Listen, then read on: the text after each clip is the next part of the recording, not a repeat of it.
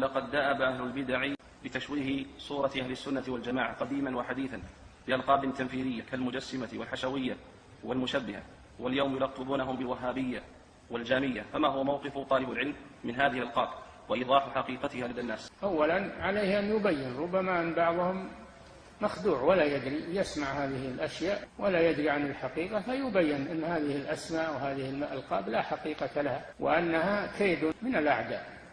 يبين لهم ما هي الوهابية أو ما هي الجامية كما يقولون، يبين لهم، أو يطلب منهم يقول لهم أنتم تعيبون الوهابية، بينوا لي مذهب الوهابية الذي تنقمونه عليهم، فلن يجدوا والحمد لله شيئا وسيندحرون. بينوا لي الجامية ما هي وما مذهبها حتى يتجنبها، لن يستطيعوا شيئا، وإنما هي ألقاب وتشفيات فقط. الواجب ترك هذه الأمور والحذر منها وعدم الدخول فيها، ولا